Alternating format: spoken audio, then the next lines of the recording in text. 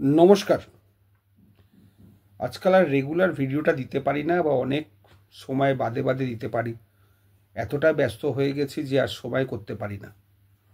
কতদিন চ্যানেলটা চালাতে পারবো তাও বুঝতে পারছি না, কারণ একদম সময় দিতে পারছি না। কাজ করতে করতে খুব টায়ার্ড হয়ে যাই।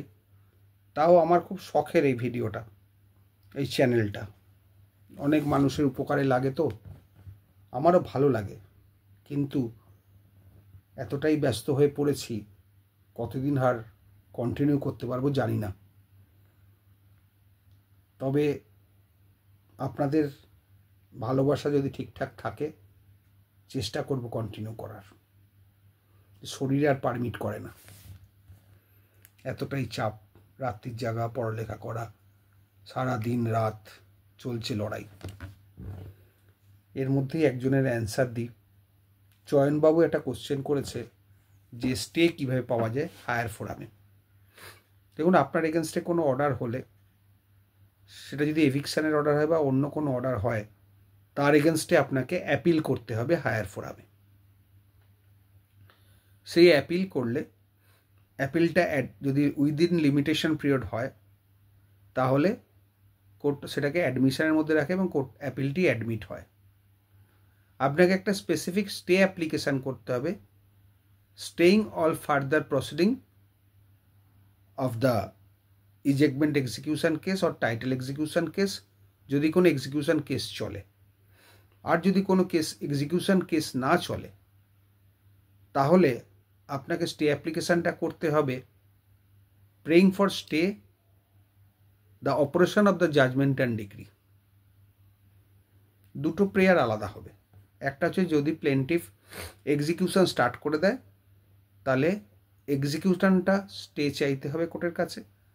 আর যদি এক্সিকিউশন না চালায়, না শুরু করে, তাহলে stay of the operation of the judgment and decree চাইতে হবে। দুটোর মানেই মোরাললেস এক, স্টে করা। ডিগ্রিটা তাৎক্ষণিকভাবে স্টে হয়ে গেল, বাতিল হলো না। স্টে আর বাতিল দুটো আলাদা পার্থক্য আছে। স্টে বলতে বোঝায় কিছুক্ষণের জন্য দাঁড়িয়ে যাওয়া, তাকে আটকে দেওয়া, থমকে যাওয়া, যাতে ফার্দার সেটা প্রসিড না হয়, সেটা হচ্ছে স্টে। আর ক্যান্সেল বা ডিগ্রি পাস হওয়া অ্যাপিলে বা ডিসমিসড হওয়া মানে, নয় লোয়ার কোর্টের ডিগ্রিটা অ্যাফার্ম হবে, তাহলে অ্যাপিলটা ডিসমিসড হবে। আর যদি অ্যাপিলটা অ্যালাউ হয়, তাহলে লোয়ার কোর্টের অর্ডারটা ডিসমিসড হবে। এই হচ্ছে দুটো টার্ম। আপনাকে ফার্স্টে স্টে চাইতে হবে। স্টে চাইতে গেলেই যেটা চলে আসে, সেটা অকুপেশন চার্জের কথা।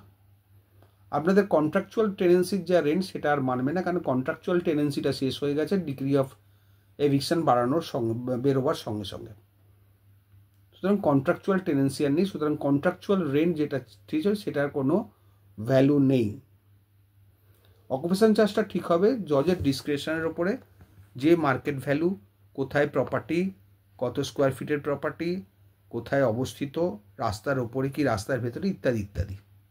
এইসব নিয়ে মোটামুটি একটা নোশনাল ভ্যালুর ওপর বেস করে অকুপেশন চার্জ ঠিক হয়। অকুপেশন চার্জ দিতে হয়, স্টে হয় আপনার stay of the operation of the decree বা stay of execution proceeding.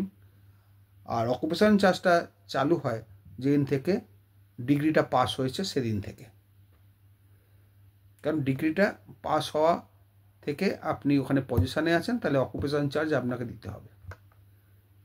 Occupation charge complete করলে বা অকুপেশন চার্জের কন্ডিশনটা ফুলফিল হলে তবেই কোর্ট স্টে দেয়, লিমিটেড স্টে, 1 মাসের জন্যে, 2 মাসের জন্যে বা মাসে মাসে স্টেটা কন্টিনিউ করতে হয়।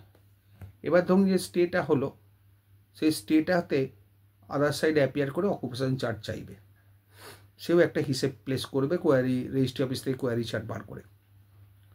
সেটা করার পরে তারপরে জজ সাহেব যা ভালো বুঝবে সেটাই জজ সাহেব করবে। তবে বারবার বলে দিচ্ছি, এটা কিন্তু রেন্টের সঙ্গে কোনো সম্পর্ক নেই।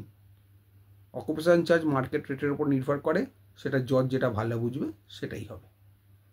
সেটা রেন্টের 10 গুণ হতে পারে, 50 গুণ হতে পারে, 100 গুণ হতে পারে, মানে রেন্টের সঙ্গে কোনো সম্পর্ক নেই, সোজা কথা। আপনি যদি স্টে পেতে চান, তাহলে অকুপেশন চার্জটা কোর্টে জমা করতে হবে, তবেই আপনি স্টে পাবেন। সেটা কোর্টেও জমা করতে হতে পারে, বা কোর্ট যদি বলে না ল্যান্ডলর্ডকেই জমা দিন বা প্লেন্টিভকে জমা দিন, রেসপন্ডেন্টকে জমা দিন, তাহলে সাই করতে হবে। কোর্ট যেরকম বলবে সেরকমই করতে হবে, তবেই আপনি স্টে পাবেন। স্টে পাওয়া মানে এই নয় যে মামলাটা জিতে যাওয়া।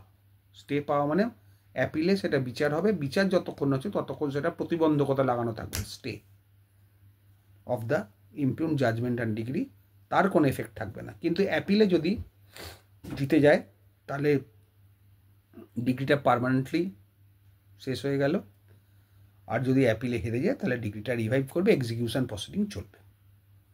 আশা করি বুঝতে পারলেন আপনারা। ভালো থাকবেন। অনেকে দেখি দেখেন কিন্তু লাইক শেয়ারটা করেন না, কমেন্টসও করেন না। অনেকের কাছেই শুনি, হ্যাঁ আমি দেখি, আপনাদের কাছেও অনুরোধ রাখছি লাইক শেয়ার কমেন্টস এগুলো করবেন, তাতে আমারও একটু উৎসাহ বাড়বে। নাহলে আস্তে আস্তে উৎসাহটা হারিয়ে যাচ্ছে কাজের চাপে, প্লাস অত্যাধিক মেন্টাল প্রেশার কাজ সংক্রান্ত ব্যাপারে, গলাও ধরে যাচ্ছে।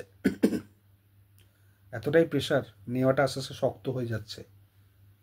তবে চ্যানেলের ভবিষ্যৎ কিন্তু আপনাদের হাতে, সবটা কিন্তু আমার হাতে নয়। ভালো থাকবেন।